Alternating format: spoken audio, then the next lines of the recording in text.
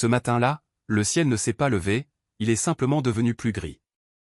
Une épaisse couche de nuages recouvrait tout, comme si le monde était en deuil pour un événement à venir. Le vent soufflait faiblement, mais il portait dans l'air l'odeur douce amère de la rouille, de la vieille huile et de la mort cachée aux quatre coins de la ville. Sur le chemin de terre rouge, un camion sans âme avançait en titubant. Le corps, maculé de boue et de cruauté, tremblait à chaque trou, comme s'il tentait de se libérer de ce qu'il transportait. Parmi les cartons déchirés, les morceaux de canapé et les canettes écrasées, un poulain respirait avec difficulté. C'était un nouveau-né, ses jambes trop fines pour soutenir son corps, sa fourrure tachée de placenta et de paille, ses yeux trop grands pour tant de douleur. Le coffre du camion ne lui offrait ni ombre ni abri, seulement le grincement métallique des portes et le balancement brutal de la route. À chaque virage, le petit poulain cognait contre les flancs en poussant de petits gémissements, presque inaudibles, presque inutiles. Le chauffeur, un homme trapu avec une barbe clairsemée et une vieille haine, mâchait du tabac et ne regardait pas en arrière. À côté de lui, les bras croisés et le regard d'acier, Alvaro Montenegro ne clignait même pas des yeux. C'était le genre d'homme que le vent obéissait et que le soleil évitait. Il possédait des hôtels, des fermes, des politiciens et des silences. Son costume bleu marine était exempt de poussière, même si le monde qui l'entourait était sale. « J'ai arrêté d'élever des chevaux faibles le jour où ma mère est morte », a-t-il déclaré sans que personne ne le lui demande. Le camion a fait le dernier virage et la décharge est apparue comme une plaie ouverte au cœur de la ville, une vallée de promesses pourries, où ce qui n'est plus utile pourrit en silence. Arrêtez-vous là-bas et jetez cette honte. Le cocher obéit, descendit sans hâte, ouvrit la carrosserie avec un grincement rauque et tira le petit poulain par les pattes. Le petit se débattait, mais sa force était faible et sa violence était grande. Avec effort, l'homme souleva le petit animal comme s'il s'agissait d'un déchet. Il est né tordu. Regardez sa patte arrière, elle ne tient même pas 3 jours. Et puis, avec le même geste qu'on jette une vieille chaise dans un trou, il jeta le petit poulain sur les restes d'un matelas trempé de fumier. Le petit cheval tomba sur le côté, heurta son menton contre un rocher et resta là, tremblant, le regard fixé sur un point du ciel qu'il ne reconnaîtrait plus jamais. Des flèches de mouches entouraient déjà son corps comme une phrase. D'en haut, de l'autre côté de la clôture blanche qui séparait la décharge de la ferme Montenegro, un cheval noir hennit. C'était un étalon, un pur sang brillant et musclé, avec une longue crinière et des yeux de prophète.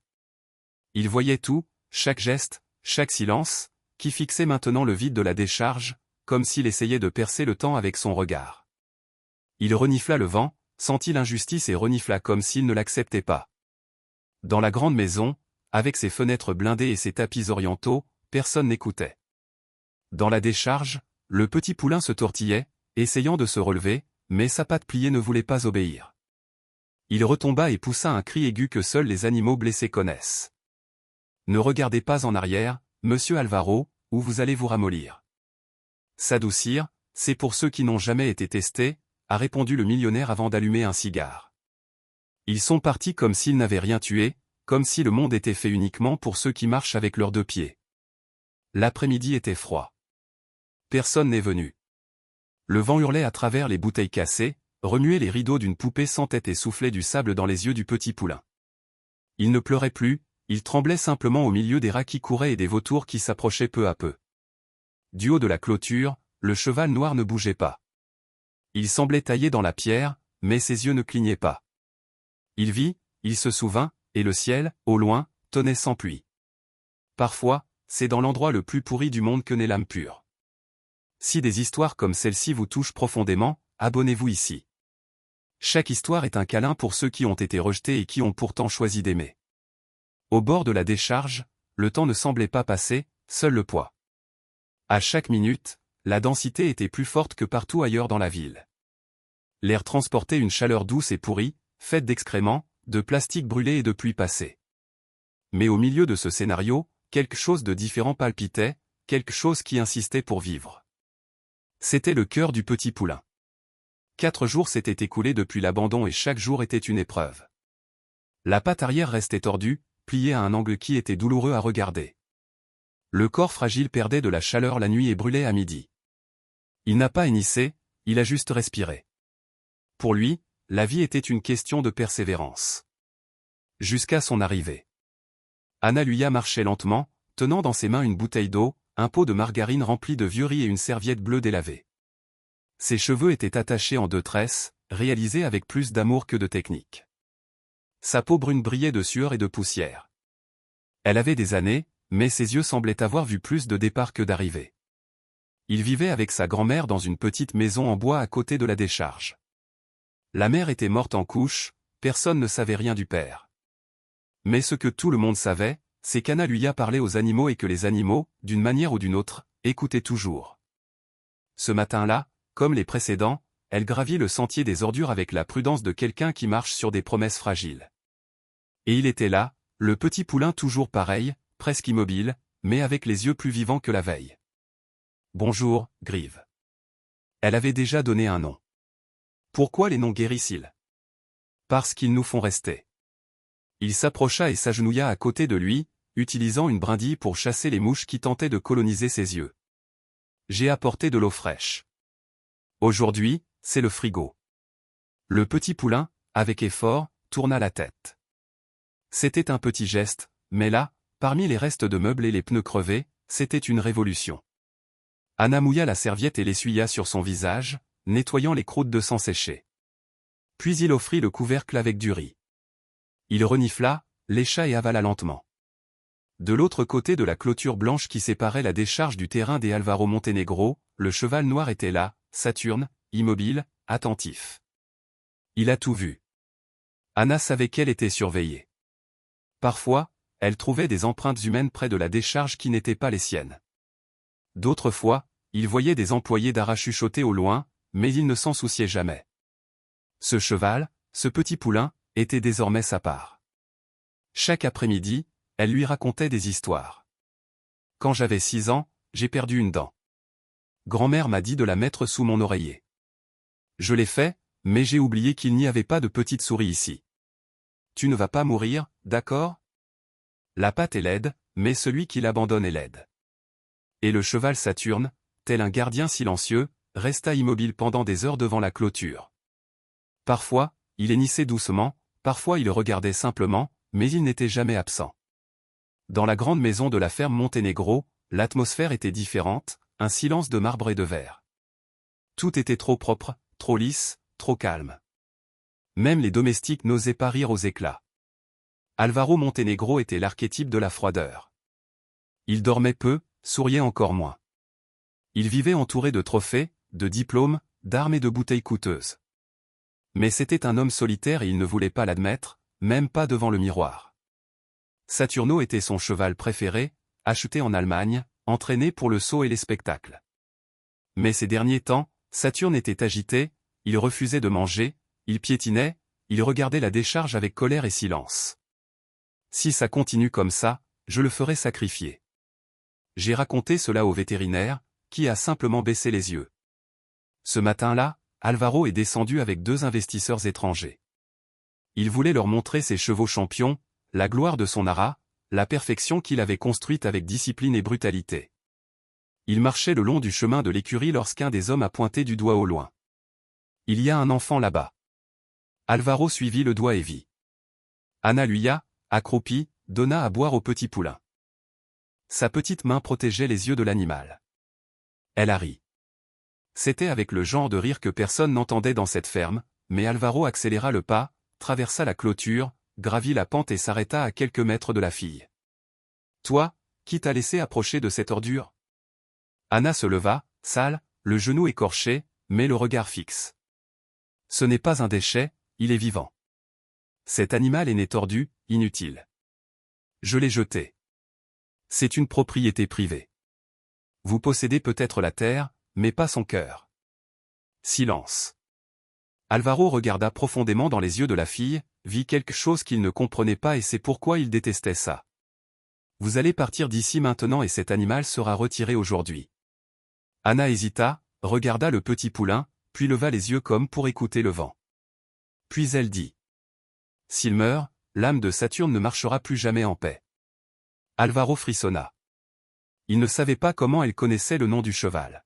« Sors avant que j'envoie quelqu'un crier et te sortir de là. » Elle n'a pas pleuré, elle n'a pas reculé, elle s'est juste penchée et a murmuré à l'oreille du petit poulain. « Je reviens. Attends encore un peu. » Et il est parti. Saturne, enfermé dans l'écurie depuis la nuit précédente, hennit avec un son qui ressemblait à un coup de tonnerre coincé dans sa poitrine. Alvaro, à son retour, ordonna de renforcer le cadenas. Mais Saturne n'était plus seulement un cheval. Cette nuit-là, Anna fit un rêve. Elle était dans une forêt. Il y avait de la neige. Et au milieu de la neige, le petit cheval courait sans boiter. Derrière lui venait Saturne, trottant, la crinière au vent. Et il la regardait, comme pour l'appeler. Elle s'est réveillée au bruit des sabots. Le 3e samedi après l'abandon s'est levé avec une odeur de soufre.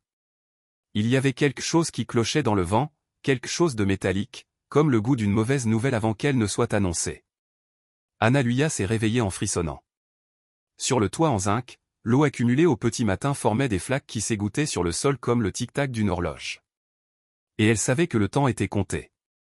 La grand-mère dormait pâle, avec une respiration superficielle et l'écharpe sur sa poitrine, se levant lentement. Anna retira soigneusement la couverture, prit son petit sac à dos et partit en silence. Dans sa poche, il portait un chapelet en bois que sa grand-mère lui avait offert à la mort de sa mère.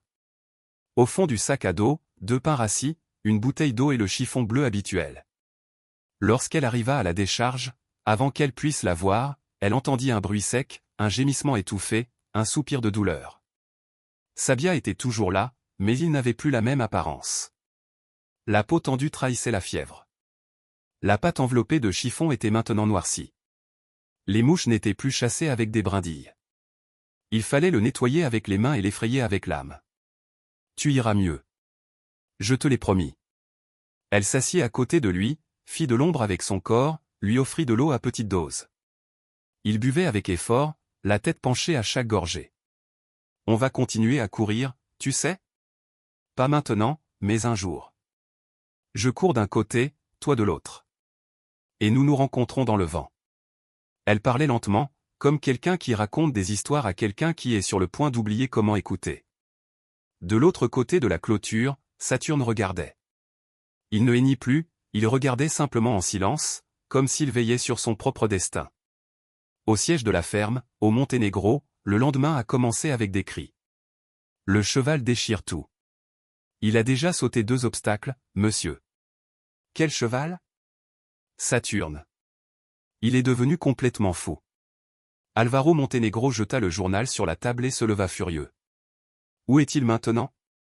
Au bord de la décharge. Silence. Le patron prit son chapeau de cuir, ajusta sa ceinture avec la boucle d'argent et descendit sans rien dire de plus. À la décharge, Anna a vu les ouvriers s'approcher comme des ombres. 3 hommes, gants noirs, seaux, machettes, cordes. Elle sentit son corps devenir froid. Non, pas aujourd'hui, s'il vous plaît. L'homme devant a craché par terre. Ordre du patron. Aujourd'hui, cet animal part. Mais il est toujours en vie. Tu mourras de toute façon. Ça fera juste moins mal si tu t'écartes. Elle s'est plantée comme un arbre devant le petit poulain. Tu dois passer par moi. L'un des hommes a pris la machette de sa taille et l'a plantée dans le sol à côté de son pied. Si nécessaire. Le tonnerre est venu avant la pluie. Saturne a traversé la clôture avec une force qui ne venait pas des muscles, mais de quelque chose de plus ancien, un cri du temps. Il gonfla bruyamment, brisant le silence avec un son qui semblait déchirer le ciel, puis galopa. L'un des hommes s'est enfui, un autre a essayé de le combattre avec un bâton et a été renversé par un coup de pied. Le 3e leva sa machette, mais Saturne s'arrêta devant lui, reniflant, les yeux brûlants. L'homme recula. Anna tomba à genoux et serra le cou du cheval. Merci. Saturne se tourna et se positionna entre les hommes et le petit poulain.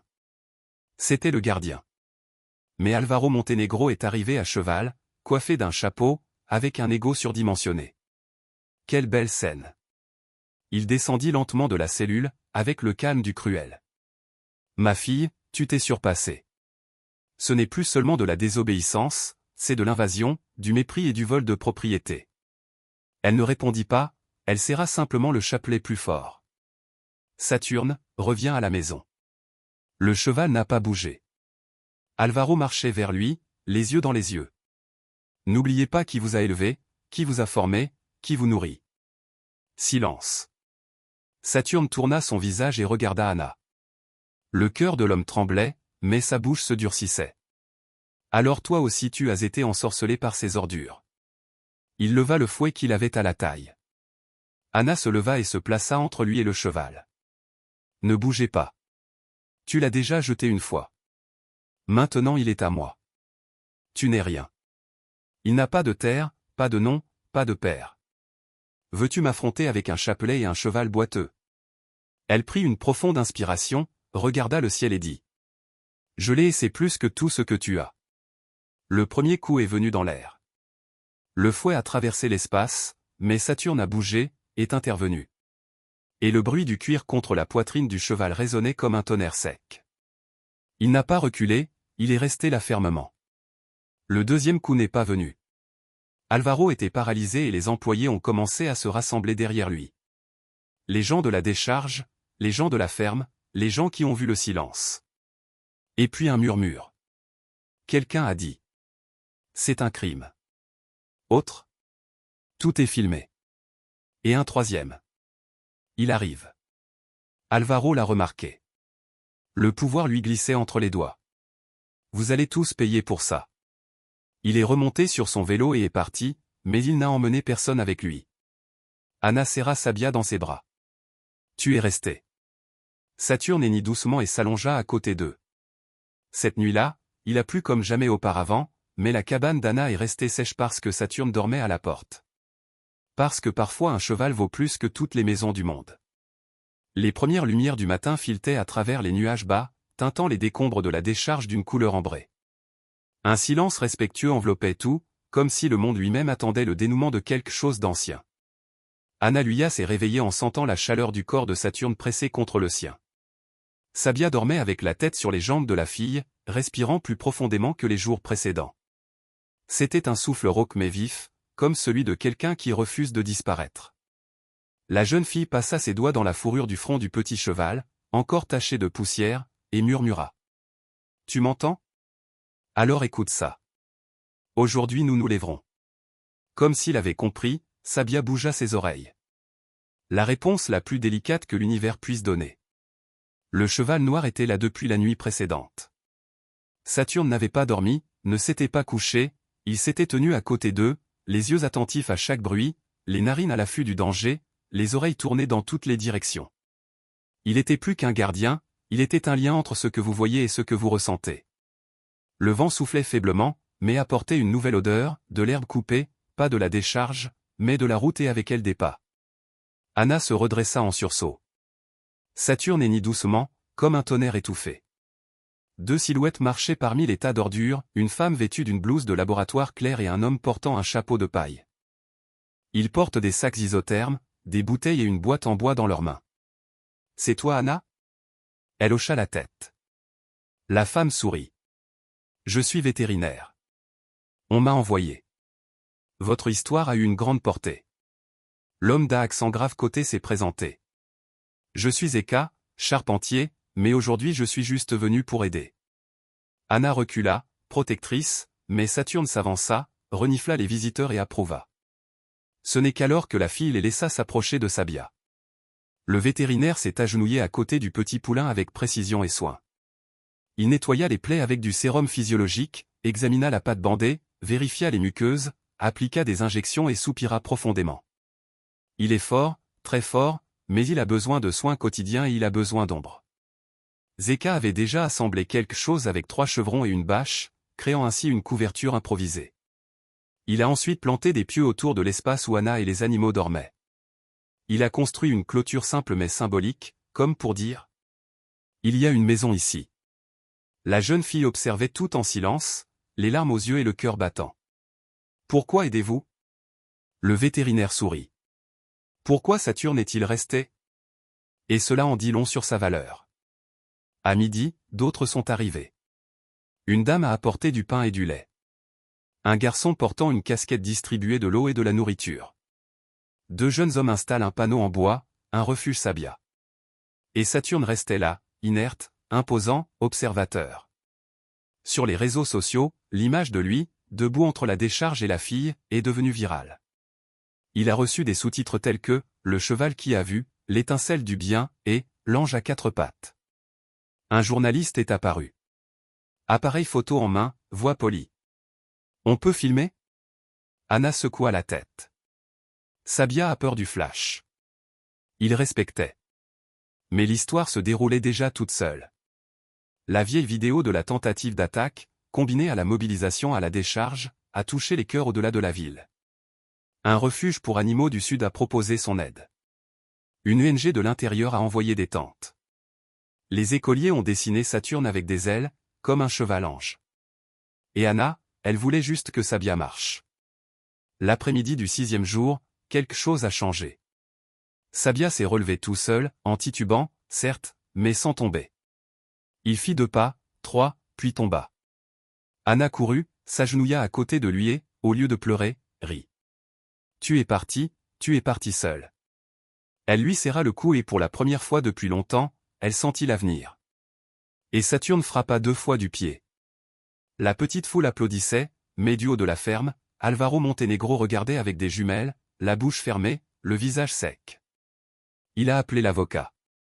Je veux récupérer la propriété, je veux le cheval noir en selle, je veux que la fille ne porte plus mon nom. Mais les choses ne fonctionnaient plus comme ça. À la décharge, le refuge avait désormais un nom officiel. Des bénévoles y ont apposé une plaque en fer, camp de la résistance. On a donné à Saturne une cellule ouverte, recouverte de feuilles de bananier. Il a refusé d'y dormir. Il continua à côté de la clôture, toujours face à Sabia, toujours attentif. Il ne mangeait pas beaucoup, il n'acceptait pas d'être brossé, mais il laissait Anna s'appuyer contre son cou, fermer les yeux et écouter le son de son cœur. Tu es le bruit qui me protège. Le 10e jour, une surprise. Au crépuscule, Anna remarqua que Saturne était agité. Le cheval marchait en rond, reniflant et hennissant au vent. Quelques minutes plus tard, un camion s'est arrêté.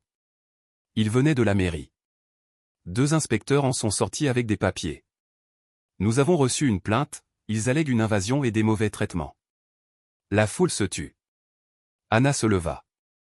Saturne s'approcha des inspecteurs et resta immobile devant eux, tel un monolithe. Vivant. Est-ce que le cheval va bien? Mieux que nous, répondit quelqu'un. Les inspecteurs ont écrit quelque chose. Ils ont pris des photos. Nous devons vérifier le statut juridique du terrain. Et ils sont partis. Mais ils ont laissé un signe dans l'air, ce n'est pas encore fini. Cette nuit-là, Anna s'allongea, la tête sur le côté de Saturne, et regarda le ciel. C'était propre, étoilé. Tu crois qu'ils vont nous sortir d'ici? Saturne ne répondit pas, mais sa respiration était si régulière et forte que cela ressemblait à une promesse. Et dans le silence de cette nuit claire, Anna sentit qu'il y avait quelque chose de différent dans l'air. Ce n'était pas seulement de l'espoir, c'était de la foi. Le soleil du matin arrivait plus lentement ce jour-là, filtré par une légère brume qui dansait sur la décharge, comme si elle aussi hésitait à partir. Anna était déjà debout lorsque les premiers rayons de lumière touchèrent la toile de l'abri. Ses genoux lui faisaient mal à force de se pencher et ses épaules étaient marquées par les cicatrices qu'il avait dû porter des seaux d'eau jour après jour. Mais la fatigue était un détail comparé à ce que Sabia avait réalisé la veille, 3 pas fermes, 3 pas tortueux mais vifs. Et cela avait allumé en elle une foi qui ne tenait plus dans sa poitrine. Assise à côté du petit poulain, elle a découpé des morceaux de carton pour renforcer la base de l'abri. Elias lui avait montré comment maintenir les bâches stables lorsque les vents étaient les plus forts. Il n'était pas encore arrivé ce matin-là, mais il avait laissé un message. Aujourd'hui, j'apporte des tuiles. De l'autre côté de la clôture, Saturne mangeait lentement. Ses yeux étaient calmes, mais pas distraits. Il surveillait tout comme il le faisait toujours, le genre de vigilance que seuls les animaux qui ont beaucoup perdu savent exercer. Parfois, il marchait en petits cercles, comme s'il repoussait quelque chose d'invisible. Parfois, je m'arrêtais, je prenais une grande inspiration et je laissais l'air me le dire. Anna arrêta de couper le carton et le regarda fixement. Tu ressens quelque chose, n'est-ce pas? Saturne tourna lentement son visage et elle comprit. Elias est arrivé plus tard que d'habitude. Il portait 3 tuiles d'amiante en équilibre sur son dos et un sac d'outils. Mal rasé, les yeux rouges à cause des nuits blanches, mais le sourire était toujours celui de quelqu'un qui voyait un avenir là-bas. Bonjour, commandant, dit-il en tendant à Anna un petit morceau de pain beurré. Renfort de troupes. Je croyais que vous aviez abandonné la mission. Pas question. Il me fallait juste convaincre le propriétaire de l'entrepôt de me le vendre à crédit. Le monde est fou, mais il y a encore des gens qui croient aux promesses. Il s'accroupit et martela patiemment les tuiles pendant qu'Anna lui annonçait la nouvelle. Sabia a pu mieux plier sa patte arrière. Sa respiration n'était plus aussi bruyante et son appétit revenait lentement. Il va vraiment marcher, dit-elle, les yeux brillants. Elia s'arrêta le marteau un instant. Il fixa le petit poulain. Il peut déjà marcher, il attend juste le bon terrain. Dans l'après-midi de ce même jour, quelque chose d'inédit s'est produit. Un camion de la ville stationnait à l'extérieur de la décharge. 2 femmes avec des badges et une glacière bleue en sont sorties.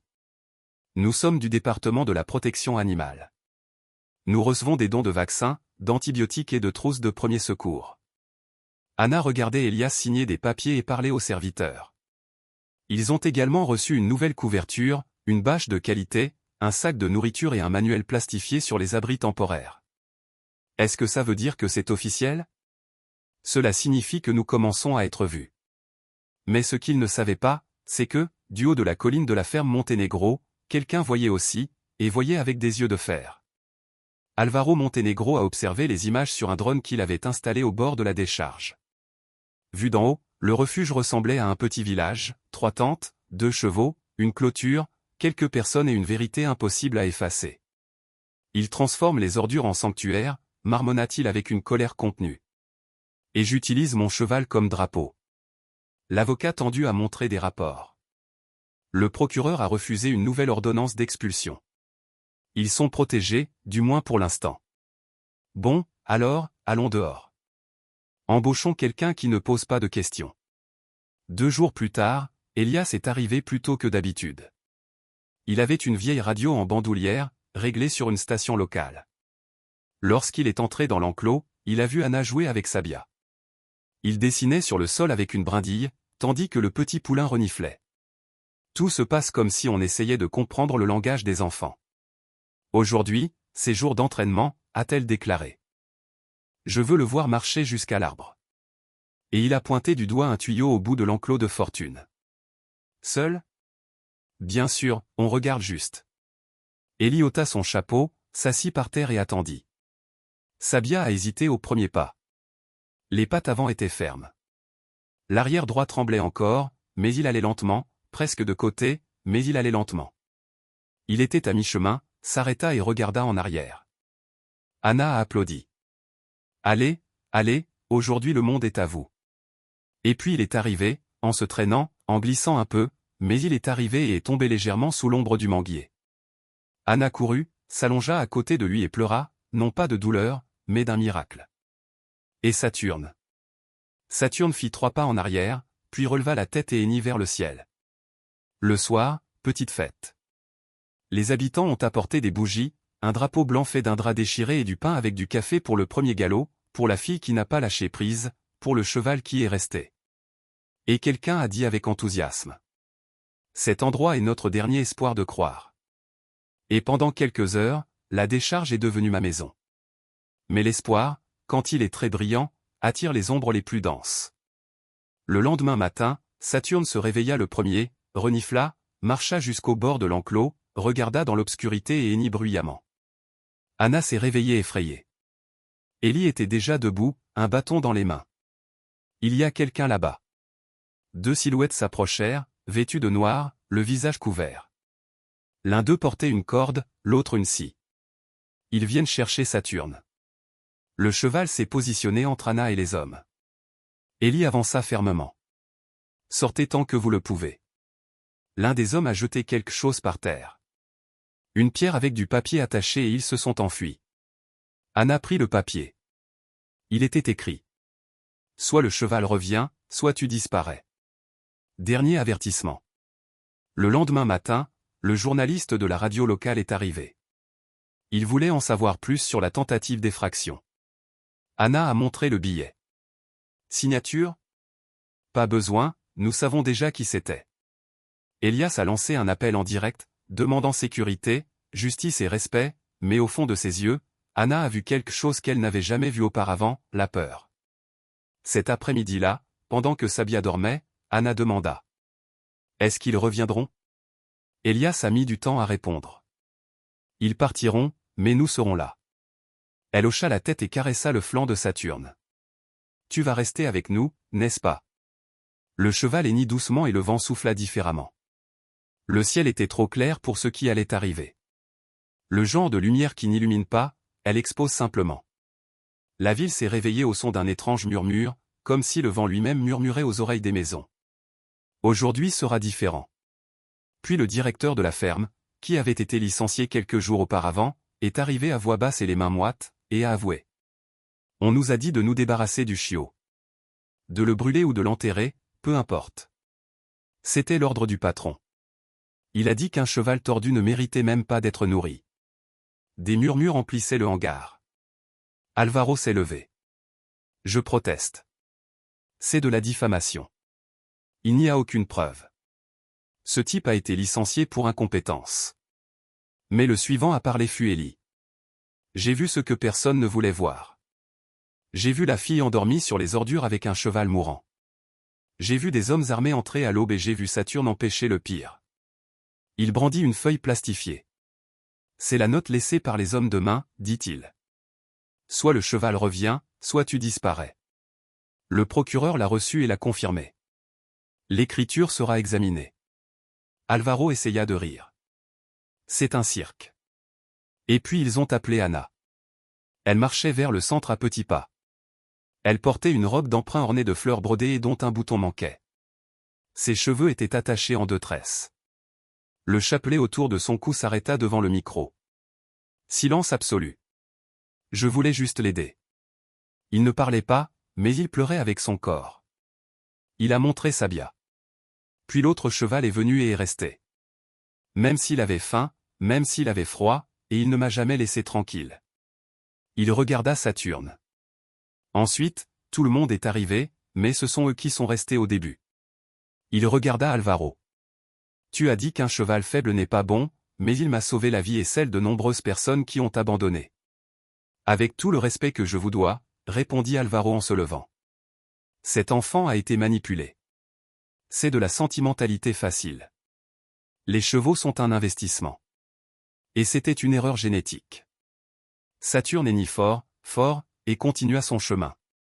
Pas à pas, il traversa le hangar, s'arrêta devant Alvaro et regarda. Pendant 10 secondes, personne n'a respiré. Alvaro a essayé de le regarder, mais il a détourné le regard. Saturne leva la tête et cracha. Oui, il cracha. Il étala sa salive sur la chaussure en cuir importée de l'homme. Le hangar a éclaté en cris. Certains riaient, d'autres pleuraient, et un vieil homme à l'arrière-plan murmurait. La nature rend ce qui lui appartient. Le procureur a retenu les documents finaux. Monsieur Alvaro Montenegro, compte tenu du témoignage, des preuves et du comportement en public, vous êtes formellement accusé d'abandon d'animal, de menaces et de tentative d'agression sur mineur. Point final. Entrave à l'assistance publique, recours à la force privée pour intimider. C'est absurde. Et enfin, a-t-elle ajouté, condamné à la perte du droit de propriété sur tout animal pendant 5 ans et au paiement intégral de l'entretien du refuge Sabia pendant une durée indéterminée. La foule s'est levée et a fait une ovation debout à Saturne. Saturne se tourna, marcha vers Anna, baissa la tête et elle posa son front contre le sien. Alors qu'elle partait, les journalistes ont encerclé la jeune fille. Anna, comment te sens-tu? Elle sourit légèrement. Je voulais juste qu'il vive. Il a montré Sabia. Le petit poulain, ferme, marchait seul à travers la cour en terre, avec une jambe tordue, mais avec dignité. Le temps s'est écoulé sans fanfare, comme c'est souvent le cas pour les choses qui guérissent. Après l'audience, les jours ont commencé à s'organiser en silence plus doux et en matinée qui semblait plus longue, non pas parce qu'elle durait plus longtemps, mais parce qu'elle faisait moins mal. La décharge ne s'appelait plus ainsi. Les enfants de l'école voisine, en passant le portail en bois, ont montré du doigt et ont dit fièrement. Il y a le champ de silence qui est resté. Le nom était apparu lors d'une conversation entre Anna et Elias sous le manguier. Nous devrions donner un nom à cette chose. Et quel nom pensez-vous? Anna regarda Saturne, allongé à l'ombre, les yeux mi-ouverts. Le silence demeura. Et il demeura. La transformation du lieu fut lente, mais profonde. Le terrain, autrefois parsemé de sacs noirs, de canettes écrasées et d'os de machines, étaient désormais sillonnées de petites clôtures en bambou et en fil de fer, chacune protégeant un animal. En plus de Sabia, le poulain qui a survécu, le refuge s'occupait désormais d'un chien qui avait perdu une patte, d'une chèvre avec une corne cassée et d'un âne qui pleurait lorsque le vent changeait de direction. Au centre de tout cela, une nouvelle structure avait été érigée avec l'aide de bénévoles, la grange de la Résistance. Cela ressemblait à un temple, non pas à cause de son apparence, mais à cause de ce qu'il représentait. On y conservait des médicaments, des couvertures, des sacs de nourriture et des souvenirs. Parmi eux, un seau bleu rouillé, où Anna apportait de l'eau à Sabia les premiers jours. Elias dormait désormais dans une petite maison en bois avec des tuiles en zinc construites à côté du hangar. Elle partageait l'espace avec la grand-mère d'Anna, qui retrouvait chaque matin force et esprit. Sur le porche, un hamac, une petite table avec des tasses pelées et une radio à pile réglée sur la seule station qui diffusait des vieux tubes. Anna, à son tour, passait ses journées à se baigner, à se brosser les dents, à s'habiller et à passer de longues périodes de silence avec Saturne.